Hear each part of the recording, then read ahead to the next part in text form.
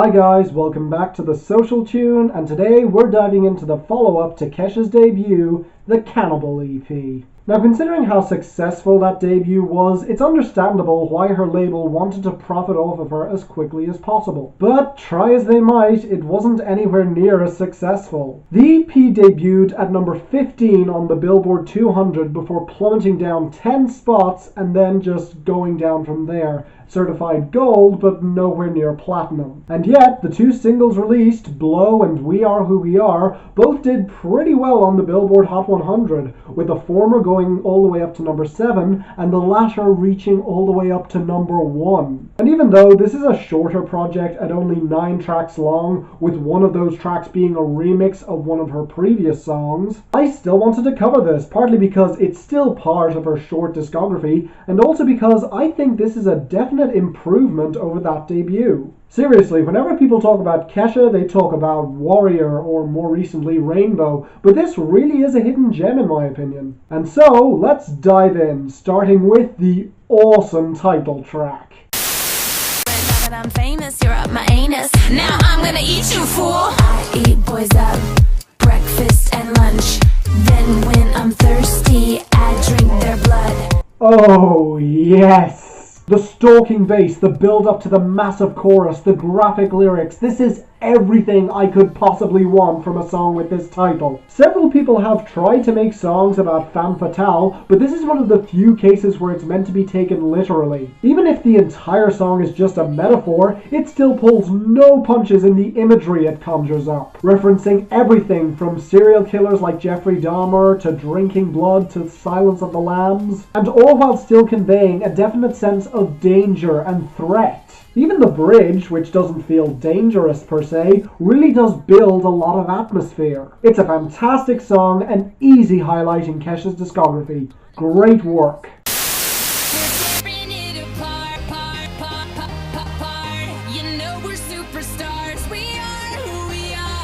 I already discussed this song fairly recently, but it definitely deserved all the praise that it got. It's a brilliant satire of pop music, and like most great satires, it still remembers to be fun and upbeat. And to bring up something I omitted when talking about this song before, I really do like the sped up and slowed down vocal effects on this song. It really is fantastically mixed. It's loud, bombastic, unapologetic, danceable. It's just a great single for this album and a fantastic song to boot. Love looking like diamonds, looking like diamonds. Get sleazy, get sleazy, get sleazy, get sleazy. I've said this before, but I love these songs from Kesha. It's dirty, bratty, distorted, but it backs it all up with a great flow and, of course, a ton of populism. The song is about a rich guy who's hitting on her and wants to pamper her, but all she wants is to get down and dirty with him. I mean, any song with the recurring line, "The beat's so fat gonna make me come," is not really worried about being lovey-dovey. But it's the details that really make this song for me, as she makes it clear that she doesn't want to go to places that her friends can't go to, and that she has absolutely no time for material wealth. It's basically the perfect answer to accusations about being gold diggers that I feel most girls should have ready in their back pocket at all times. And sure, Kesha would go on to do this track better later on, but it's still a fantastic song that I will defiantly defend to the end.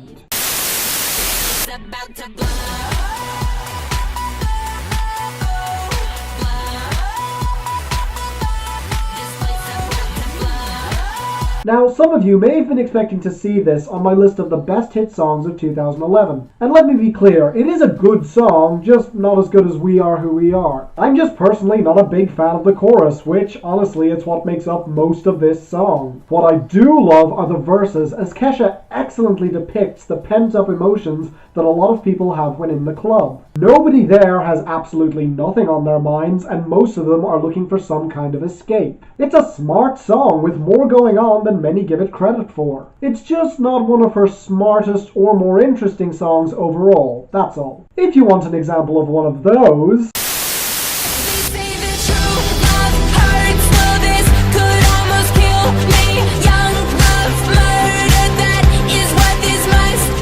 Songs about breakups are a dime a dozen, but the truly great ones are the ones that are detailed with minimal cliches, which is exactly what this song is. It builds up a simple electric keyboard line that builds up to a bombastic hurt chorus where Kesha expresses her loneliness since this guy left her. And the details make it feel much more real as she describes his stubble brushing her cheek, the two of them traveling together and referring to their breakup as young love murder. Great phrasing, by the way. Even describing her fond memories spent with him. It's just a beautiful, tragic song that sure can feel a little bombastic on the chorus, but again, you could argue that it's just all of her pain breaking free in one fell swoop. Either way, it's still a great song.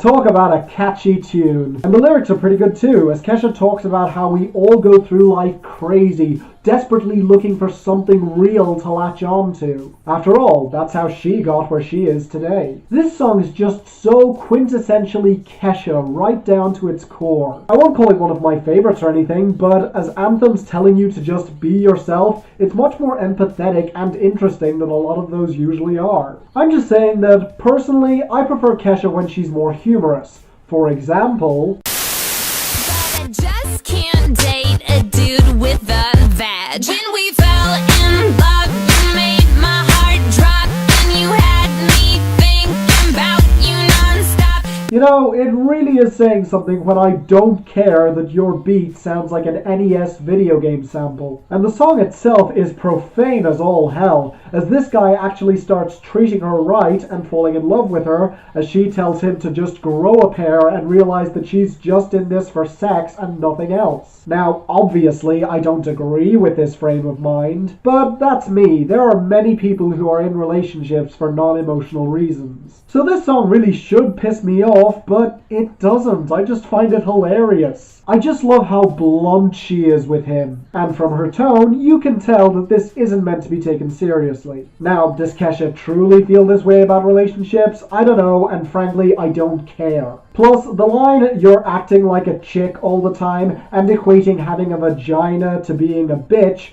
makes me feel like this is all meant to be taken as one big joke. Either way, that's how I'm taking it, and speaking of songs based on innuendos, Something wasn't right, so I'll see you next Tuesday.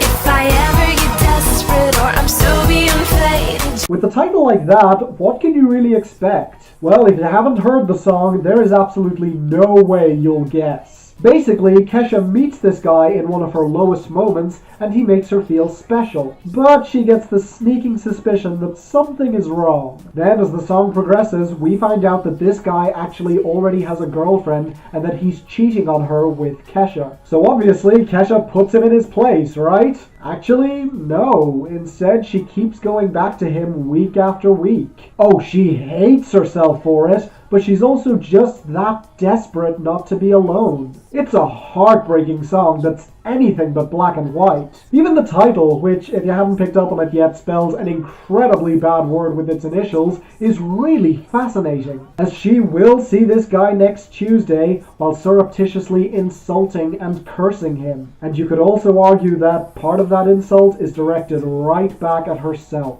A tragic, yet still fantastic song.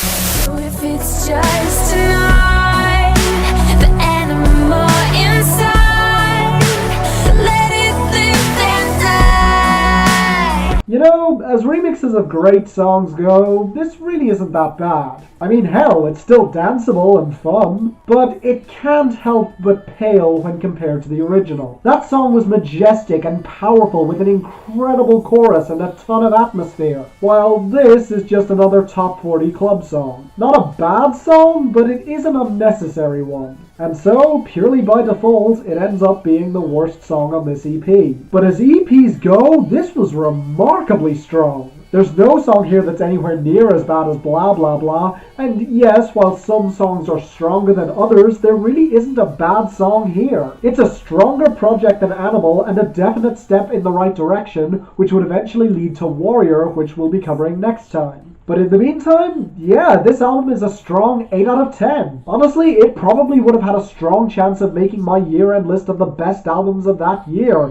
because it's really great with some fantastic standouts like See You Next Tuesday and the title track. So yeah, damn great job, Kesha, and don't worry, we'll get to your newest album soon enough. And thank you guys for watching. Leave a like if you enjoyed. Like I said, Warrior is up next, followed by Rainbow. But in the meantime, if there are any other projects that you guys would like to suggest, please post them in the comments or tweet them at me at the Social Tune, link in the description. Also, tell me what you thought of Cannibal down in the comments below. I really do feel that it's underappreciated, and I hope that more of you will listen to it after watching this video. But either way, please subscribe so you don't miss a thing, and until the next time, I'm Finn, and this is The Social Tune, signing off.